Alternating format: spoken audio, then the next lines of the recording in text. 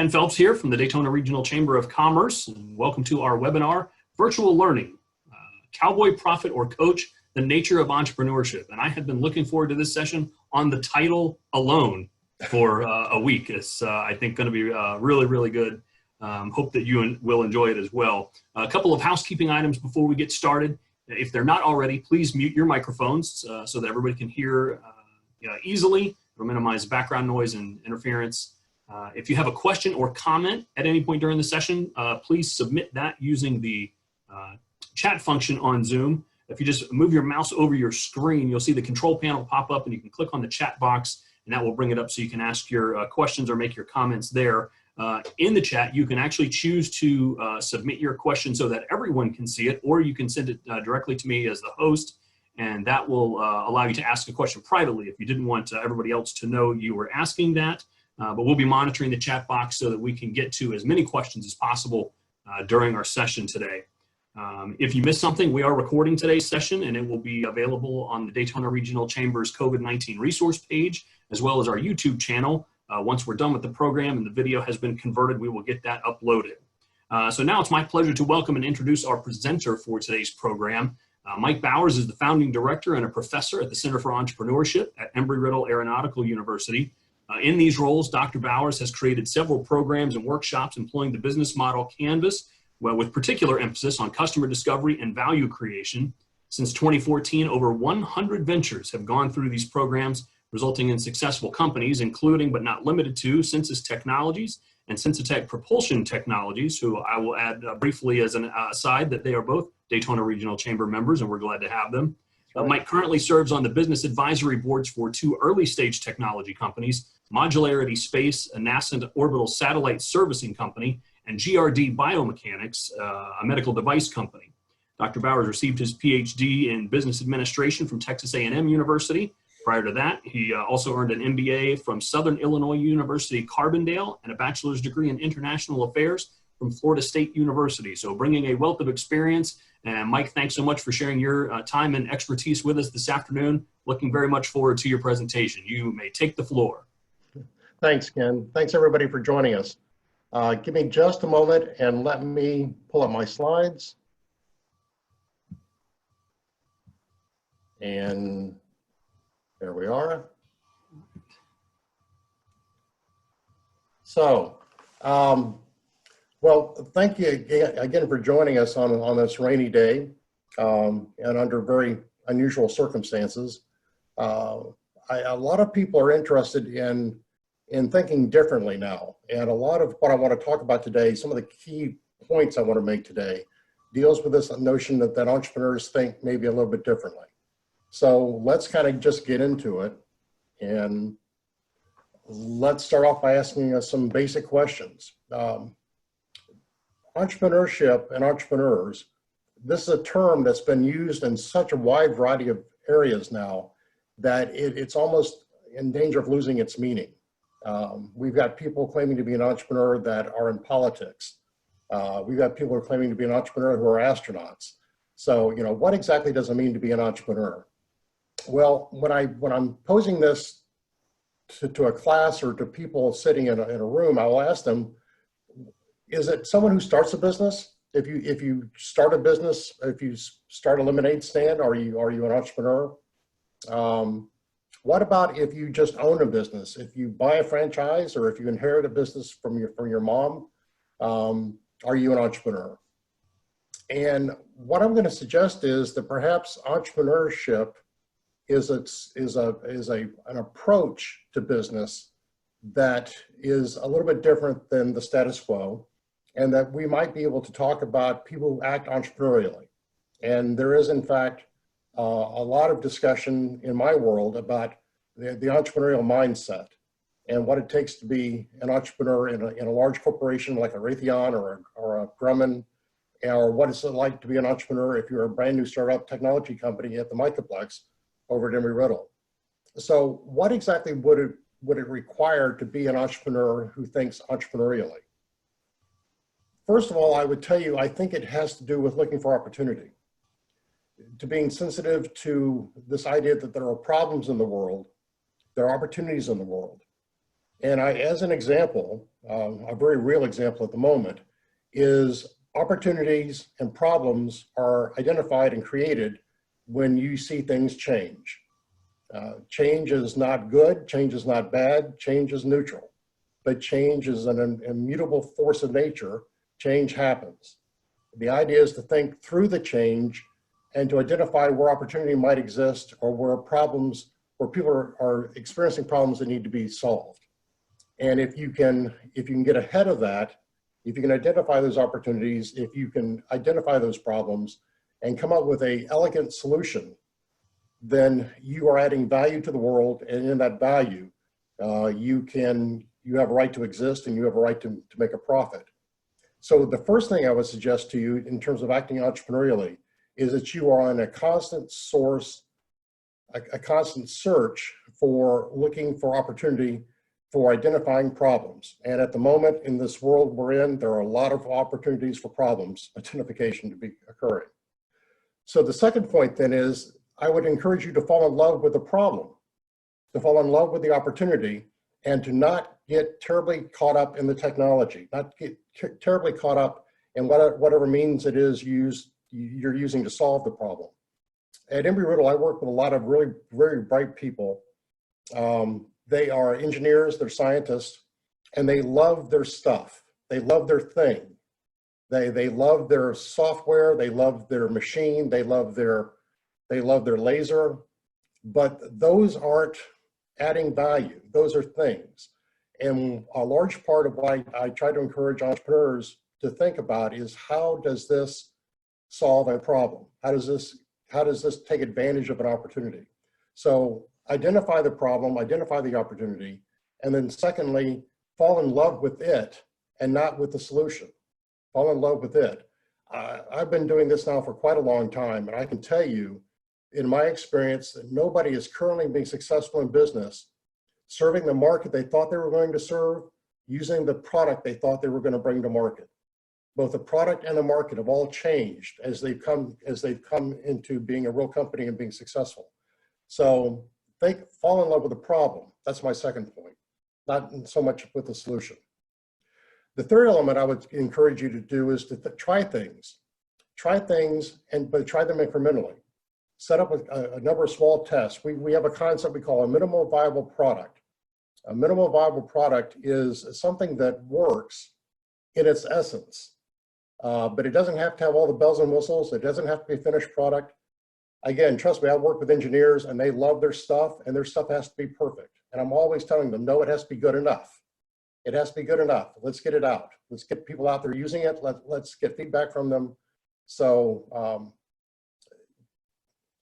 try things incrementally and be prepared to fail. So my fourth point is, entrepreneurs are used to and expect to fail. Get comfortable with it. It's going to happen. That's why I'm suggesting in your third point, my third point is to fail incrementally, to set up small experiments, to set up a minimal viable product. Don't pour your heart and soul and all your resources into something only to find out the market doesn't want it. Try something at a minimal viable product level at its essence. See if people like it, and then build upon that success. But any successful enterprise I've been affiliated with has failed spectacularly along the way, and they learn from that failure.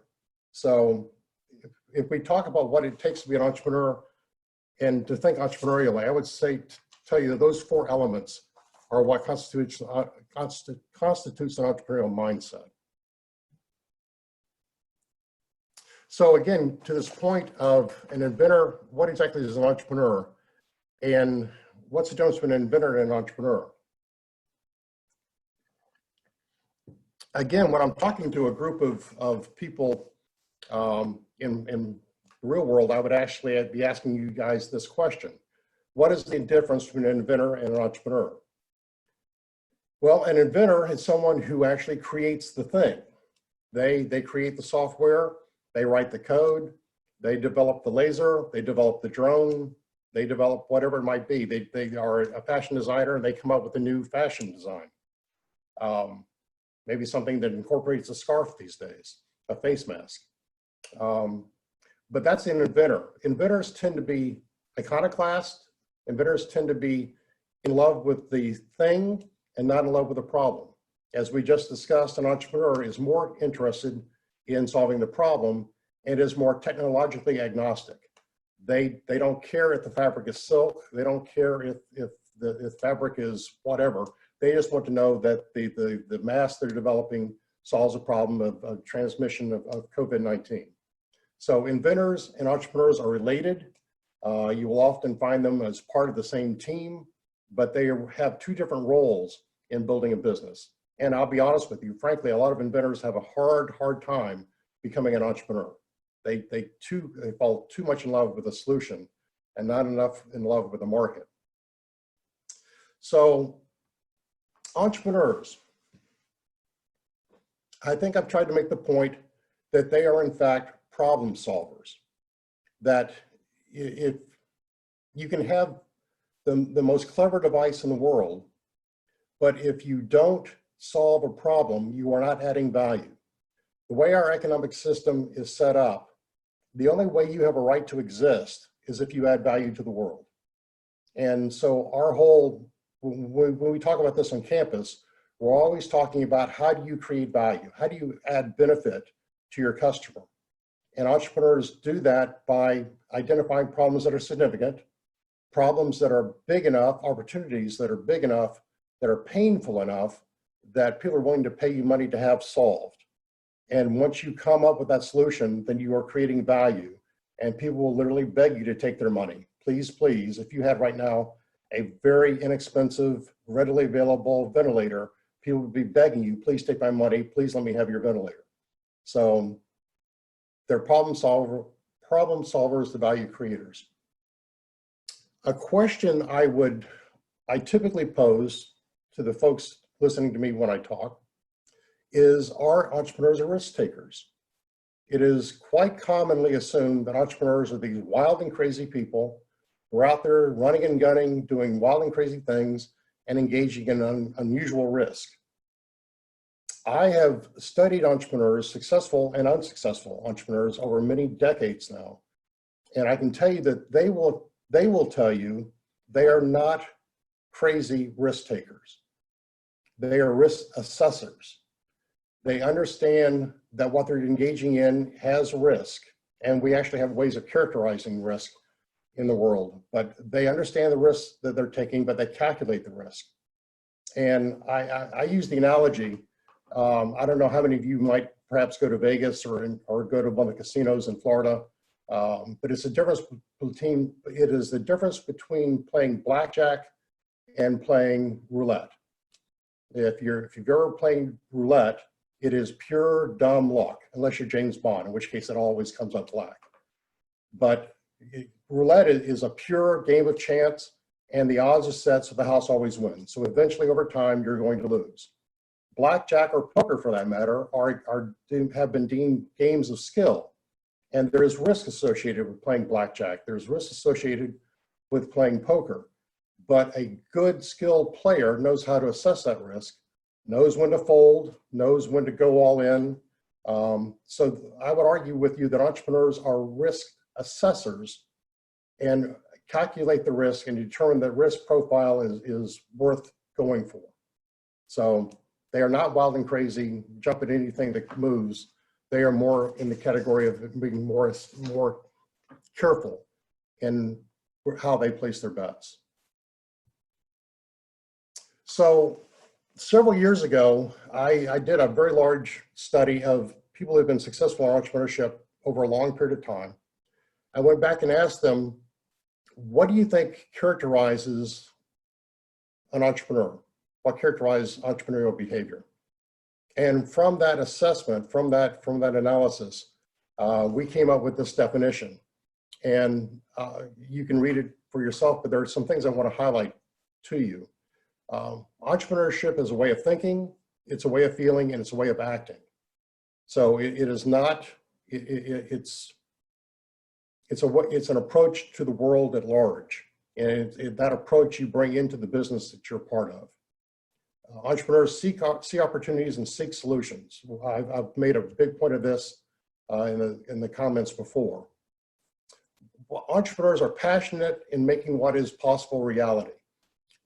One of the characteristics of people that I've spoken with is that they are crazy, mad in love with the problem, almost to the deficit of their family, their friends, even other parts of their lifestyle. They are just, it's an itch. They just cannot, they can scratch as much as possible. The itch won't go away.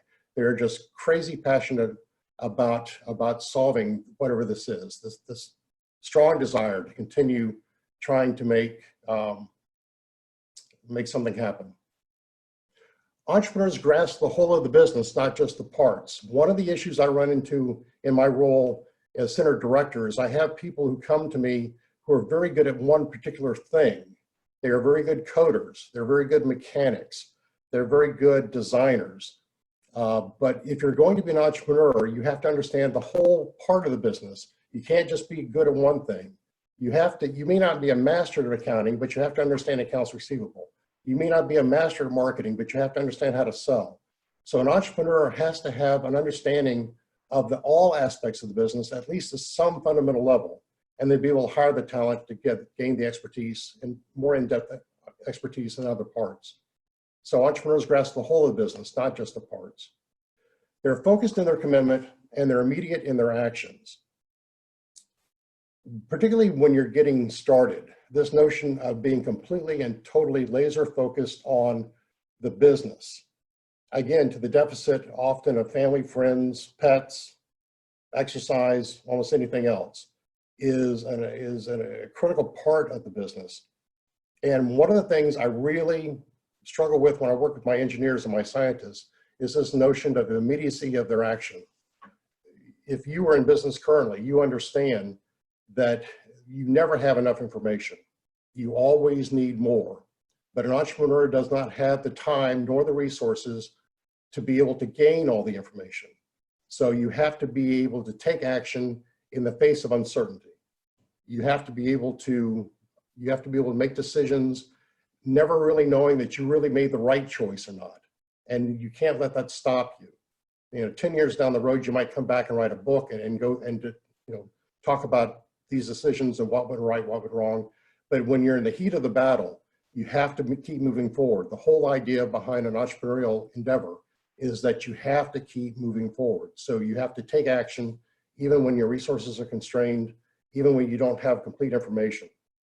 And I can tell you, working with scientists, working with engineers, they love studying things to death. And they're crazy about perfection and they want to study everything to the nth degree. And sometimes you just have to tell them, you got to move. You just got to move. So that's my definition of entrepreneurship. And it's based on a study of entrepreneurs in a wide variety of industries who have been at this for a good little while now. All right, so now let's talk about the Cowboy, Prophet, and Coach. I mentioned here at this slide, I mentioned that the entrepreneur has to be passionate about making what is possible reality and they have to grasp the whole of the business. That means that entrepreneurs have to play multiple roles. And this is a challenge. And I'll talk about the challenge maybe a little bit after I have a chance to explain the roles. So first of all, entrepreneurs have to be cowboys. Now, I do this presentation literally around the world. I've taught in France and New Zealand and Spain, in Portugal, the Czech Republic, you name it, I've been there. And everybody around the world understands this notion of the American cowboy. You know, you say John Wayne, everybody knows John Wayne, and he's passed from us God knows how many years ago. But this idea of the American cowboy sitting tall in the saddle, going their own way, doing their own thing, everybody understands that. And there is a need for that kind of role in an entrepreneurial endeavor. You have to be ready to, I don't know if any of you shoot, but this notion of fire, ready, aim is not what's typically required for safety on the range. They really want you to, aim, get ready, and fire. But entrepreneurs tend to move fast. They tend to have their bullets ready to go. And when they see the opportunity, they strike. So cowboys, here, this notion of being fire, ready, aim is something they sometimes do to their benefit and sometimes to their deficit. Cowboys, entrepreneurs have to be independent, they have to be stubborn, and they have to be self-directed. Everybody's going to tell you this is a bad idea. Your banker's going to tell you it's a bad idea. Your mother's going to tell you it's a bad idea. Your boyfriend, girlfriend is going to tell you it's a bad idea. Your professor, the center, the director is going to tell you it's a bad idea. Everybody's going to tell you this is the dumbest thing you've ever heard in your life. And you have to have the confidence and then sitting tall in the saddle and say, you know what? You're wrong. I'm going to do it my way. I'm going to hop on my horse. I'm going to ride into the sunset, and we're going to be successful. So there's this grit. There's this notion of determination, this notion of perseverance you have to have. Entrepreneurs are cowboys. Entrepreneurs also have to be prophets, because if you notice, the cowboy rides off in the sunset alone. You can't have a business if you don't have customers. You can't have a business if you don't have employees. So you can't have a business if you don't have suppliers, if you don't have vendors. So you got to get people to buy into your vision. So just being a cowboy is not going to be a sufficient way to run a business. You have to have a profit. You have to be able to see around the corner. You have to be able to see what's happening before others may see it. Sometimes your vision's wrong. Hopefully sometimes your vision's right. But along with this notion of being a prophet and being visionary, there's also this notion of this determination that you found in my definition, this sense of divine purpose, that I was put on this earth to solve this problem. I have this set of skills. I have this talented team behind me. We can address this issue. We can fix this thing. And then you got to preach it, brother. You got to preach it. Because if you're in an entrepreneurial endeavor, you don't have any money, you don't have any time, you've got limited resources, you got to get people on the board. You got to convince employees to come to work with you when you can't pay them what's the current going wage. You've got to get vendors to give you lines of credit when you don't have any money in the bank or any orders, any accounts receivable to show them. You got to get folks to believe in your vision. So you have to be able to sell it. And maybe one of the best person to do this was Steve Jobs. If you're looking for someone who's really good at selling a vision of what the company can be, Jobs and his presentations for Apple were a great example of that. So you have to be a cowboy, iconoclastic, dynamic, independent, but you also have to be a prophet, visionary, and a preacher. Besides all of that, you got to be a coach, because it's real rare these days to find entrepreneurs who work by themselves. Most entrepreneurs now work as a team. And even if you start the business by yourself, you're going to be wanting to acquire a team around you fairly quickly. So you have to be able to find the talent, people who've got the kind of skill sets you need, convince them to come to work for you. You've got to get these people working together. You've got to develop some talents. Often the founding team, as you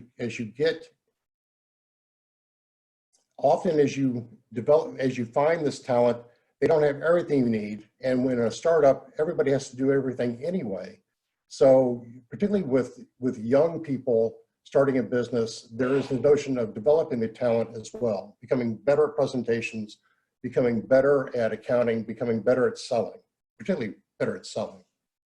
And then once you get the team assembled, you've got to integrate these people so they work as a team. You've got to be able to coach them up so that they can come together and pull together, even though they may not like each other. They have to respect each other, and they have to respect each other's talents. But you can imagine what different kinds of skill sets we're talking about. The skill it takes to be a successful cowboy, the skill it takes to be a successful prophet, and the skill it takes to be a successful coach. These three different skill sets are often, they're not exactly linked to each other. You might argue that there are three distinct skill sets. And that's the challenge as an entrepreneurial founder, is you have to be able to do, at least to some extent, 1, 2, or 3 of these. Now, I would argue the challenge here can be offset by recognizing that these roles change over the maturation of the company. To get the company started, you may need the cowboy. As the company is moving into growth, you may need the prophet. As the company is moving from growth into a more mature state of being, you need a coach, someone who can now set up the organization and coach the organization. So it's possible the entrepreneur can be all three roles, just not at the same time. And I've worked with people who started off as the cowboy. And then as the company matured and grew, they matured and grew, and they had the recognition they needed to do this. They had the ability to get into themselves and say, you know what, I have to change my skill set, and I have to now become a better prophet, and I now have to become a better coach, particularly a better coach. So one way to handle this challenge is to understand that maybe your company doesn't require all three roles at the same time. Maybe you can play each of the roles, but over time. The other way to offset the challenge is to have a founding team. And somebody on the team is in fact the cowboy, somebody on the team is the prophet, and somebody on the team is the coach. And I will tell you, we now work with a lot of founding teams, and teams of 2, 3, or 4 are fairly common these days. It's rare now to find a single individual going out and doing their own thing. All right.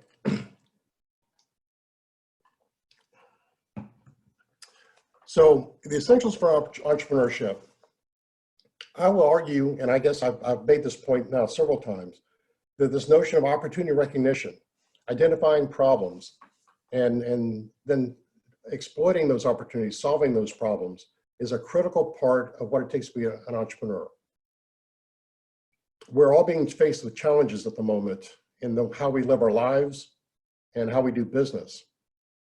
But these challenges, these changes, as I mentioned earlier, represent opportunities. People are struggling now to find new ways to live, new ways to do business. And in that change, in that unsettling, there are some of us who are thinking through the consequences, identifying where the world needs to go from here, and getting their companies ready to handle that, getting their companies in advance of that. So I would argue that these 2 points are very, very important. A third point I've not yet had a chance to make is you're going to find networking to be extremely important in an entrepreneurial endeavor. Being a member of the chamber, getting involved at Embry-Riddle, getting involved at the UCF incubator, getting involved in 1 Million Cups, getting involved in a lot of the organizations around town. It's going to be important to network because, again, an entrepreneurial venture is working with limited time, limited resources. You have to beg, borrow, and hopefully not steal in order to acquire the capabilities you need to get the company going. And you can do that through networking. If you know me, you know my network. You know my lawyers, you know my venture capital people, you know my accountants, you know, and if you go to each of these events, you get to know who these people are and what their contacts are, what their networks are. And that's an extremely, extremely important part, particularly when you're getting started, of helping to start leveraging the company into becoming something bigger and better. So,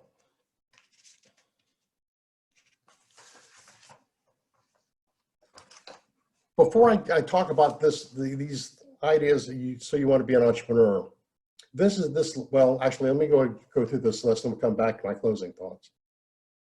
For those of you who are thinking about striking out and doing something new, this is something that was put together several years ago, published in the Wall Street Journal, what it's really like to be an entrepreneur. People tend to think that this is all about driving Lamborghinis and sitting in a cafe discussing your latest exit for $100 million. And it just ain't that way. So you need to ask yourself some serious questions. Are you willing to bear financial risk? Literally, are you willing to engage in bankruptcy? Or perhaps have that as a possibility. Are you willing to sacrifice your lifestyle for years? A startup, it could be easily 2 years before you're able to pay yourself a salary. It could easily be 4 years before you're really starting to make any sort of money at all. Are you willing to sacrifice your lifestyle? You may be employed at the moment and making good money. It might be 4, 5, or 6 or more years before you get back to back to par. Are you willing to do that? Is your significant other on board? I'll tell you a true story. I can't tell you names, but it's a true story of a company down in outside of Orlando. The fellow runs a simulation firm. Very successful now, but when they were getting started, they were struggling gaining traction. And this is back when you could have credit cards mailed to you. People were always willing to give you a $20,000 line of credit. And this fellow ran up over $350,000 in credit card debt to get the company launched. Basically ruined his credit. Turned to his wife and said, "Hey, honey, you've got really great credit. Give me your cards." And he ran up another $200,000 of credit on her cards. And the story has a happy ending. They, in fact, were able to successful, and the company's now worth a lot, and they're doing quite well. But it's a really good question. Is your significant other on board when you decide to start running up close to $500,000 worth of credit card debt? Do you like all aspects of running the business? Remember this notion of grasping the whole of the business. Or do you just like doing one thing really well? If you like just one thing, you might want to stay an employee. If you like running everything, then you might want to become the entrepreneurial founder. Are you comfortable making decisions on the fly? Again, this notion of being a cowboy. Again, this notion of having limited resources and no time. You have to be able to make decisions. You'll never know if you made the right one. You just have to go because you have to keep moving. What's your track record in execution? Do you like to study things or do you like getting stuff done? And you have to be honest with yourself. Are you someone who gets stuff done, or are you someone that likes to study and think? Some of us are good studiers. Some of us are good thinkers, and we actually get paid to study and think. Or are you someone who executes? How persuasive are you? I can tell you how many times I have heard from founders in the last several years, "Mike, I had no idea how much of my job was selling." And these are people who've never had a sales course, they just never thought about it at all. But if you're going to be the founder of a company, you're selling all the time. You're selling to vendors, you're selling to customers, you're selling to employees, you're selling to your founder, other team members. How persuasive are you? I think I made the point you have to be passionate. You really have to be crazy in love with the problem. Are you a self-starter, and do you have a business partner? Because this is a heavy burden to carry on your own. This is something that you can share with somebody else. Maybe your domestic partner, maybe someone in business who you never see outside the office. But it's very, very helpful to have someone that can share the burden with you. So I guess I'm coming to the end of my comments, and we can move to questions. But I want to close by saying, if you want to adapt an entrepreneurial mindset, here are the key points I would leave you with. Stay close to your customer. Stay close to your customer, listen to them. That does not mean sending out blank emails, mass emails saying, "Hey, we're having a 50% discount sale." This means talking to them on a regular, in-depth fashion so you understand where they're going, what their needs are at the moment. While you're listening to the customer, my second point is to look for the opportunity. People's lives are changing. They're going to do things differently. How can you anticipate that change? How can you see how their lives, their patterns are going to differ? How can you now reposition your company to be in the right place to anticipate that change? Listen to your customer, look for the opportunity. The third point then that I'll leave you with is try things. Try it. Take a minimal viable product, try a little bit of an offshoot. Don't put the whole heart and soul in business on the line, but try something and then see if it works. And if it doesn't work, shut it down quick.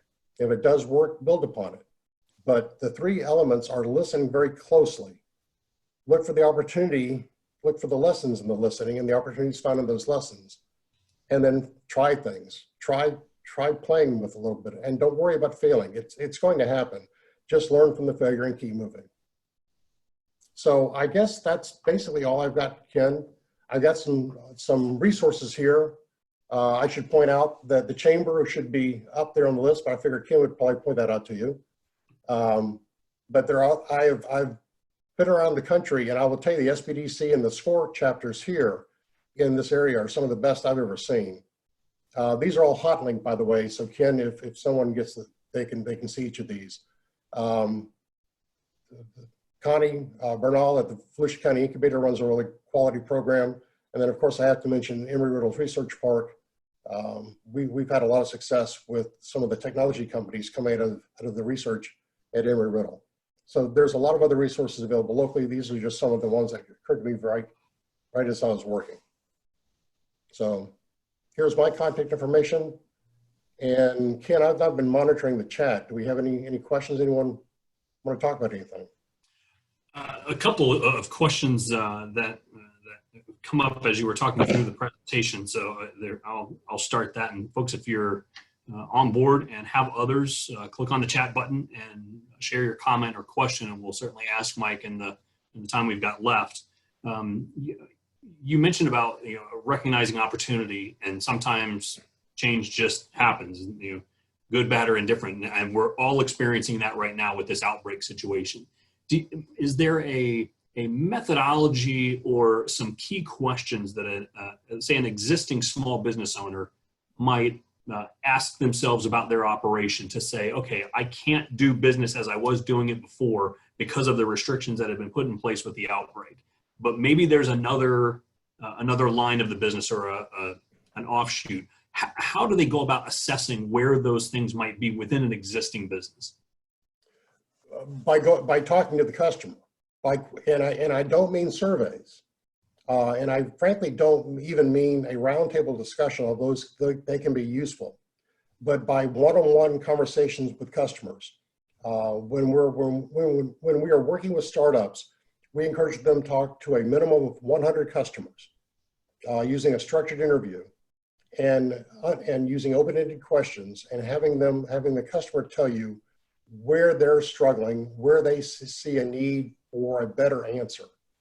And so I would say the first place to start is starting with talking with customers using at least several dozen, if not 100. And like I said, when we're doing this, we require 100, and use a structured interview format, open-ended questions, but asking them where they need to go. All right, very good. You were talking about the cowboy mentality of the entrepreneur, and everybody's going to tell you it's a bad idea. So I'm curious if you have given consideration to what is the point at which you start to listen, because everybody you talk to is telling you it's a bad idea, and for fear of becoming Don Quixote and tilting at windmills. What's that threshold where you make the decision to go, okay, yeah, maybe this wasn't the best idea? The flippant answer is when you're no longer invited to grandma's Thanksgiving dinner. Because I've seen that happen. Because you spent all of our money.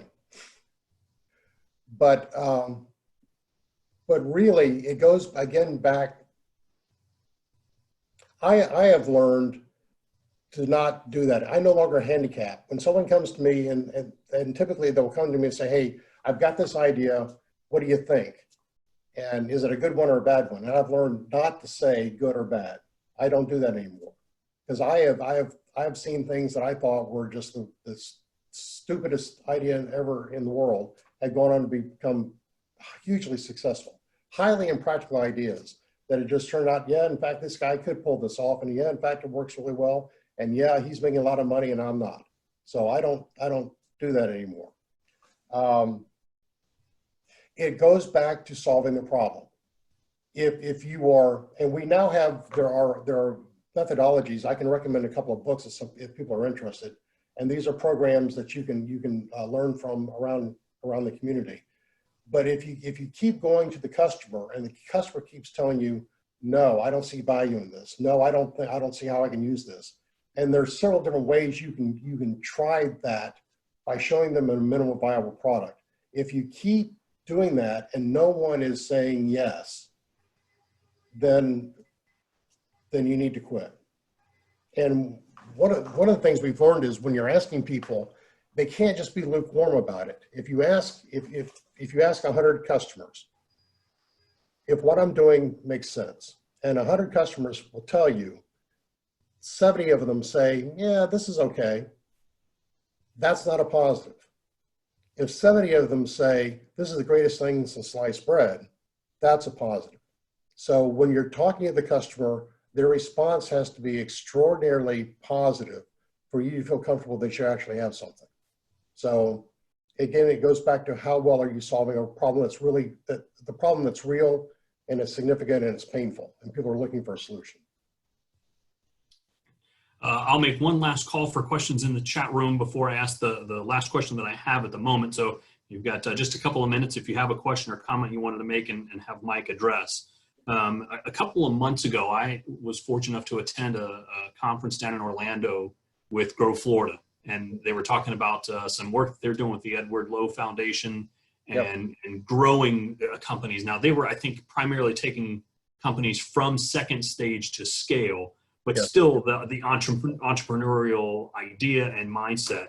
And it was interesting to me because your comments on the entrepreneur having to have a grasp of the whole business is key in that early stage. One of the things that they talked about was the challenge of when you get to that point where as the entrepreneur, you have to transition and let go of some of those things because you need an expert accountant, you need a CFO, you need a chief marketing person.